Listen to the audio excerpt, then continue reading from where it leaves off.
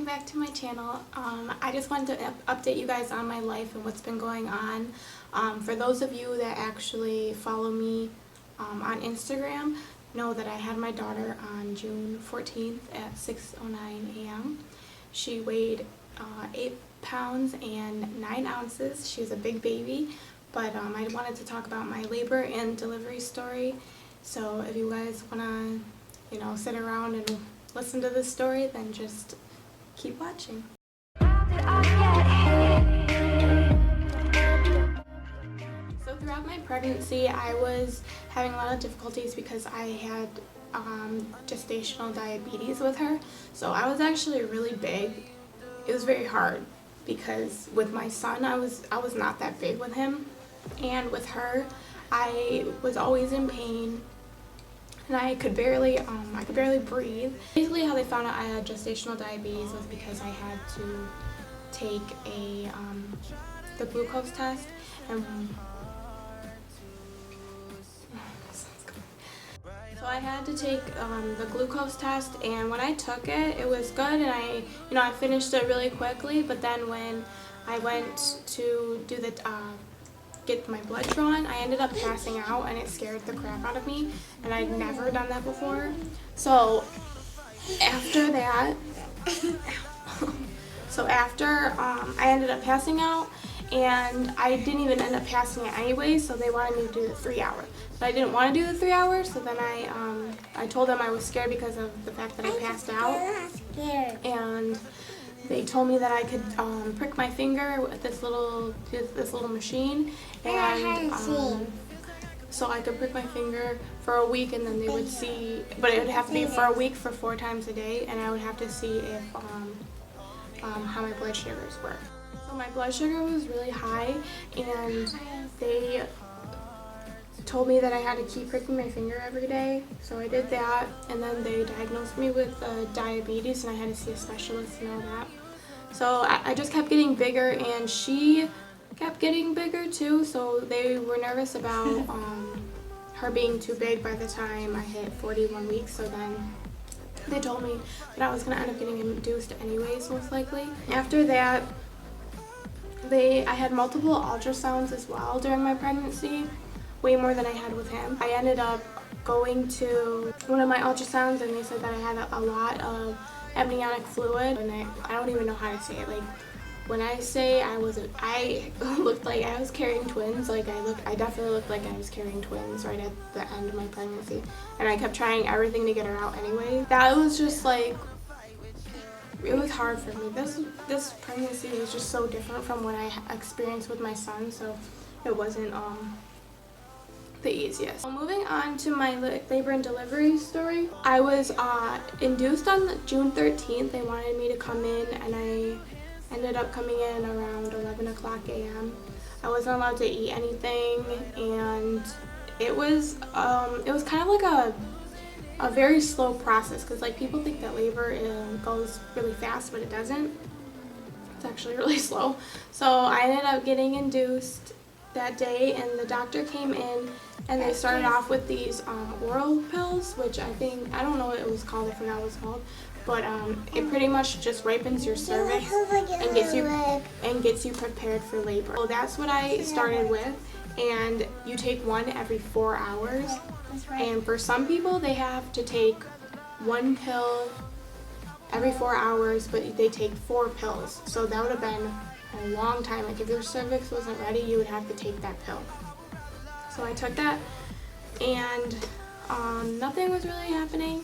And so I sat there for 4 hours, and it was just boring. It was so boring. And after 4 hours passed, my doctor gave me another dose, and I waited another 4 hours, which was even more boring. And I was just uncomfortable because I was so big. I was laying in the bed on my side, and it was just so uncomfortable for me.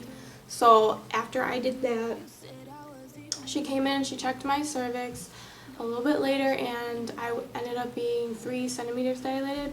And when I had gone to the hospital, I wasn't even open yet. Before they decided anything, or before I even took that pill, they wanted me to have an ultrasound to check and see how big the baby was. So when I did do that, they said that she was going to be weighing in at like 9 pounds, 2 ounces or something, and they were like, oh, maybe you'll need a C-section, and I told them no, like I want to do it naturally, even if I have, even if she's big. So I trusted my gut instinct, and you should do that too if any of you ladies experience that and they tell you that you need a C-section. If you really do, like in an emergency situation where it is needed, then yeah, do it. But if you have the choice to do natural or a C-section, definitely go for natural, because I swear they just want your money. They gave me another medicine, which was Pitocin, and that gives you stronger contractions, and they also make them closer together. Those contractions were no joke. Like I was gripping onto the side of the bed, and I was closing my eyes trying to get over it, but I ended up crying, and my fiance was there, and he kept telling me, like, please just take the epidural, because I was trying to be strong and do it without an epidural, because I wanted to just do it naturally, whatever. And I was afraid of tearing and all this stuff. So he told me to take it, and I kept, denying, and I was like, I just want to get through it, and I just want to do this. And I ended up not doing that at all. Eventually, the contractions were just too much for me, and I was shaking uncontrollably, and I thought I was going to pass out again, because I was really scared during those contractions, because they were really, like, my labor was just going so fast. After the Pitocin hit, I was definitely more dilated, and everything was going too fast for me. And I kept asking my doctor about it too, and she was like, that's normal, you're just in active labor really fast, so that's why you're in shock. After I agreed to take the epidural, these two people came into the room, and one was a trainer and one wasn't.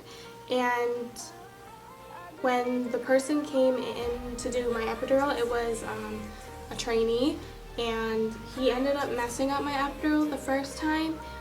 And I was in shock, so I wasn't really I didn't care too much, but obviously my fiance wasn't happy about it, for a guy to come in and do a procedure that could potentially mess up your back. He told me that, what did the guy say? The trainee, when he put the epidural inside of me, he told me that he had hit a blood vessel and that he had to start over, but he was like, oh, well, this is just a test, so we're gonna start over. But it's like, you don't tell somebody who's in labor that it's just a test, like it's just a test run. It's not a joke, you could really hurt somebody and mess up their back or paralyze them. That was not good. But the second time they put it in, and it started to kick in and everything. And by that time I was already like 8 centimeters dilated. So when I was ready, they told me that he's crying because he's always crying. Life of a toddler. They just always want to be all up on you, and when you're trying to film a video, it doesn't work out. What is your problem? Stop crying.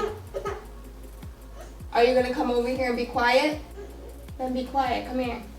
Jeez Louise. Stop crying. You're not a baby. Your baby sister is a baby, not you.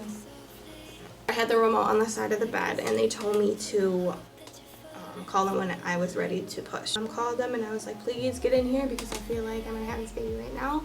And when I was pushing, or when they came in and I was ready to push, I don't know, it's like I forgot how to push.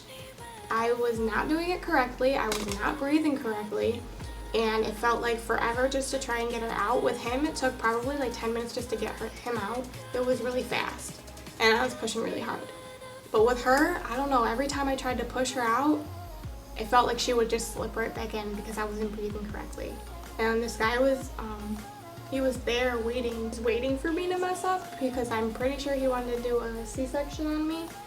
And he was kind of mad that I wasn't pushing correctly, and he was like, you need to do this, and don't worry about all this and that, because I kept telling him I didn't want to tear, which was true. I didn't want to tear and get stitches, because I had 3 stitches with him.